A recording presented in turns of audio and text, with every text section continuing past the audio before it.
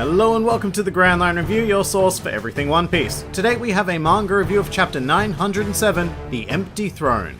And yeah, this week is pretty damn insane, and I've got to just jump straight into it with a potential alliance between Big Mom and Kaido. This is big news of the highest order, because if this were to happen, I don't believe that there is a single power in the world that could stop them. It took the entirety of the Marines plus the Shichibukai to face but a single Yonko in the form of Whitebeard, and even then it also took Blackbeard's entire crew to take the man down. Although I do think the Marines probably would have won without Blackbeard, but only barely. The point is that the world simply cannot handle two Yonko combining their forces, which is why the Marines are quite rightfully shitting themselves during this chapter. But this development excites me a hell of a lot. At many points during the Whole Cake Island arc, I speculated that Big Mom may pack up and follow the Straw Hats to Wano. This is mainly based on the fact that we were introduced to a lot of characters like Charlotte Smoothie and Daifuku, who weren't given a single shred of development, despite being incredibly important members of the Big Mom Pirates. So I thought it would be a pretty cool idea if they all carried over into the next arc, and it looks like they'll do just that. Which also makes the really sudden ending of Whole Cake Island feel a lot more fluid, because Big Mom's part of the story hasn't concluded, it's simply changing arena. Very importantly though, when I speculated about this happening, my belief was that the Big Mom Pirates would be caught up in an engagement with Kaido, becoming enemies and sparking a war that would cripple both forces, giving Luffy's faction a chance to defeat Kaido. And maybe even Big Mom would get taken out somehow, perhaps in a very Blackbeard kills Whitebeard-esque manner, but it appears that things are going to be heading in the exact opposite direction, which is terrifying because I was already pretty skeptical about how we were going to take down the forces of a single Yonko, especially after we've seen their overwhelming power firsthand during Whole Cake Island. And now we need to deal with two?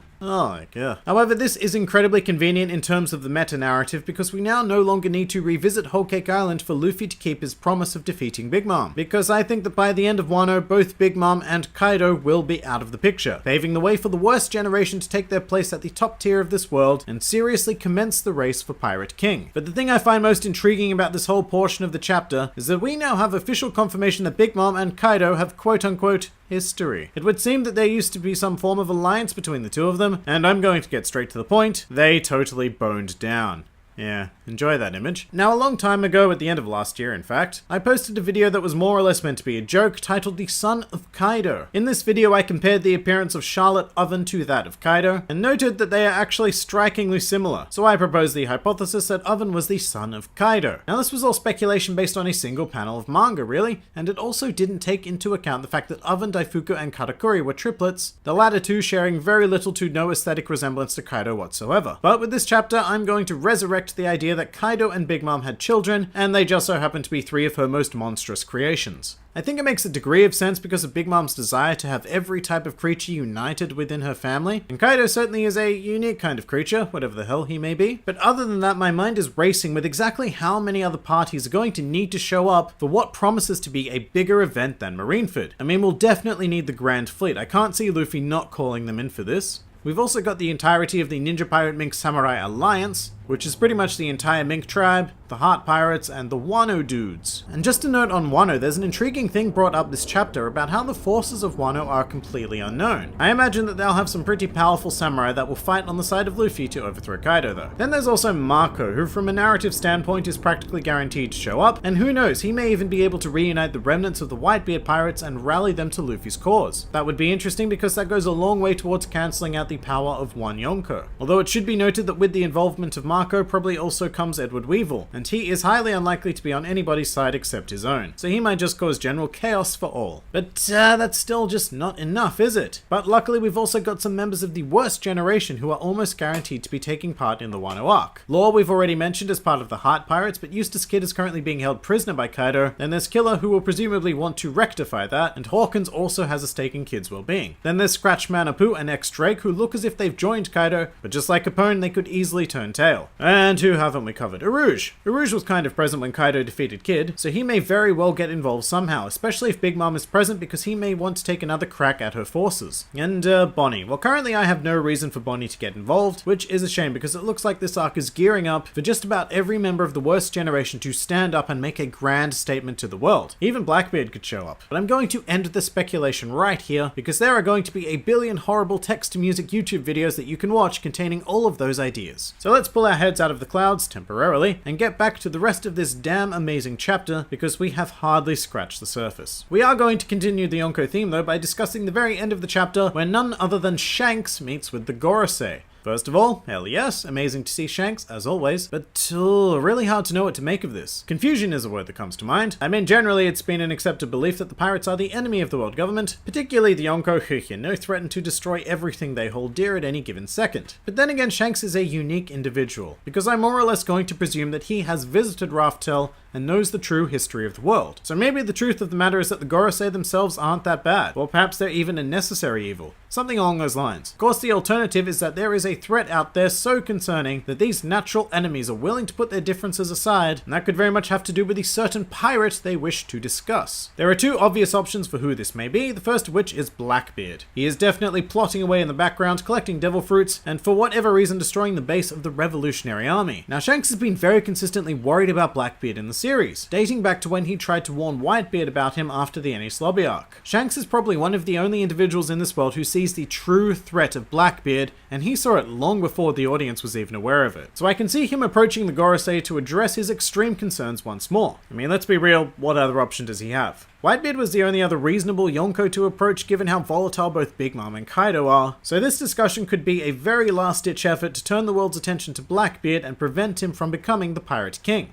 Then again, the other candidate is Luffy. I'm not so sure why Shanks would come all the way to Marijois to discuss Luffy, but the Gorosei are holding newspapers, which could be a hint that they are referencing the news about Luffy's bounty. The reasons why Shanks could be seeking an audience in regards to Luffy are speculative at best. There's a lot of stuff that's been thrown out there about Shanks. For example, the theory that he is a celestial dragon, or was a celestial dragon, or that he is the caretaker of the will of D, or even the weird theory that Shanks is the ultimate mastermind of the entire series. So I'm going to put the Luffy being that certain pirate idea on hold this week because we really have less than nothing to go off. With all of that said, there is one other person that this certain pirate could be, and it's not going to be anywhere near as exciting as Luffy or Blackbeard, but his name is Edward Weevil. I get that Weevil was a highly underwhelming character during his introduction, but he has some serious power behind him. And if he is in any way comparable to his alleged father Whitebeard, aka the strongest man in the world, then that is cause for slight concern. But moving on from that, I said last week that the reappearance of St. Charlos was setting himself up for another Luffy-style punch, and hey, I was kind of right. A very unexpected character, St. Moscard, pops up and socks him in the face with the club, which is a very primitive and unrefined weapon for a world noble, I would think. Regardless, it is incredibly satisfying to see, especially because the panel almost mimics exactly the one where Luffy punched Charlos during Sabaody. But I probably shouldn't say unexpected character in regards to Moscard though. I mean, Marijois is his home. I guess forgotten character is more accurate. But I love this because it reminded me that we never got to see any of Otohime's travels with Moscard during the Fishman Island flashback. So I am really hoping that we get some sort of resolution and explanation there. And I really hate to say this because Moscard was such a prick,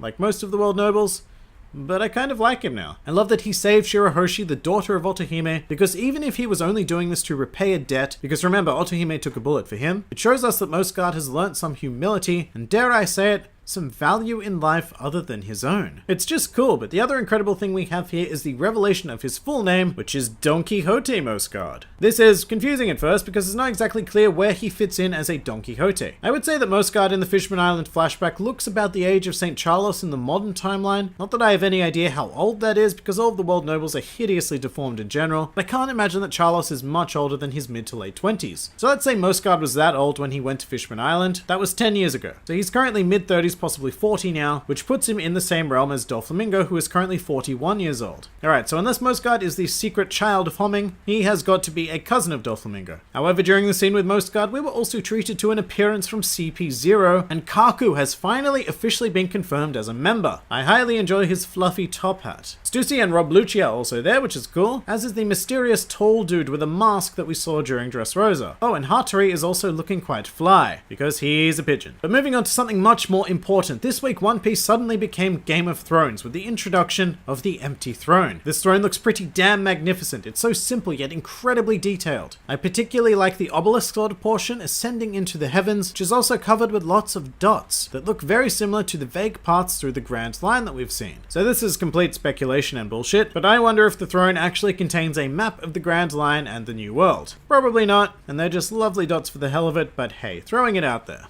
I really like the concept of the empty throne surrounded by weapons representing the 20 nations that forged the world government. And of course, it is a sign of peace that nobody is sitting in the throne, but come on. I don't think that Oda is going to introduce a throne just to have it remain empty. If you're at all familiar with the world of theatre or literature, you may know of a dramatic principle known as Chekhov's gun. This is the idea that every element in a story must be necessary and to not make false promises to the audience. So for example, if in the first act of the show you have a hung pistol on the wall, then at some stage during the show that pistol should be fired. Otherwise, don't put it there because you're making a false promise to the audience. Obviously, there's a lot of argument to be had over that particular idea, and people can even use false promises to subvert expectations, but in this case I can't see Oda introducing a chair this profoundly important just for somebody not to sit in it. And right now, the most glorious picture I have in my head is Dragon sitting on that throne. But my god, we still aren't done with this chapter because it was packed with cameos. In addition to the characters from the previous chapter, we have marines such as Kizaru, Hina, Django Fullbody, Momonga, and Doberman present amongst others. However, the two most important cameos in my eyes are incredibly obscure,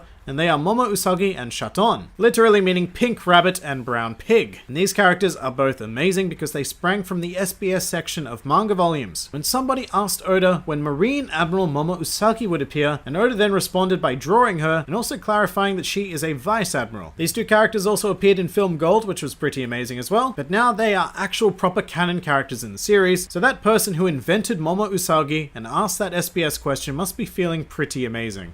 And that pretty much does it for the overwhelming chapter that is 907. If you enjoyed this video, then feel free to like, favorite, or subscribe, and please do comment with your thoughts on the chapter. Also, if you're in any way inclined, feel free to follow me on the old Twitter, as well as join the Grand Line Review Discord server. Links to both of which are in the description below.